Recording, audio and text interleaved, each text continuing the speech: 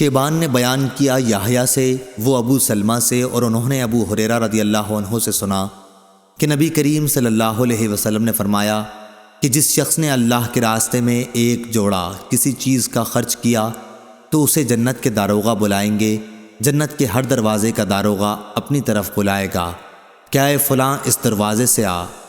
اس پر ابو بکر رضی اللہ عنہ بولے یا رسول اللہ، پھر اس شخص کو کوئی خوف نہیں رہے گا؟ حضرت صلی اللہ علیہ وسلم نے فرمایا مجھے امید ہے کہ تم بھی انہی میں سے ہوگے۔ صحیح بخاری حدیث نمبر 2841۔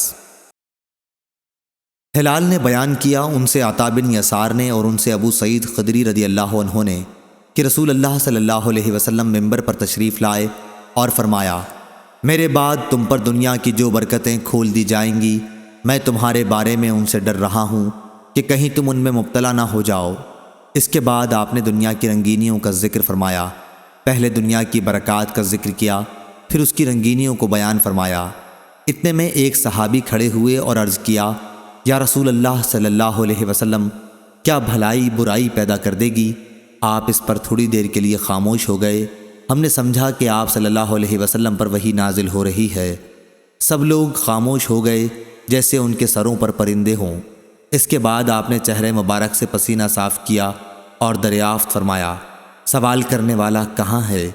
کیا یہ بھی مال اور دنیا کی برکات خیر ہے؟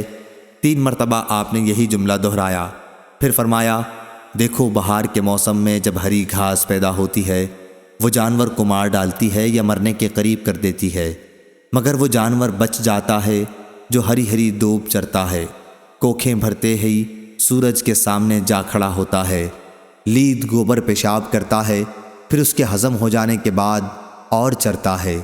اسی طرح یہ مال بھی ہرا بھرا اور شیریں ہے، اور مسلمان کا وہ مال کتنا عمدہ ہے جسے اس نے حلال طریقوں سے جمع کیا ہو اور پھر اسے اللہ کے راستے میں جہاد کے لیے، یتیموں کے لیے اور مسکینوں کے لیے وقف کر دیا ہو۔ لیکن جو شخص ناجائز طریقوں سے جمع کرتا ہے تو وہ ایک ایسا کھانے والا ہے جو کبھی آسودہ نہیں ہوتا، اور وہ مال قیامت کے دن اس کے خلاف گواہ بن کر آئے گا۔ صحیح بخاری حدیث نمبر 2842۔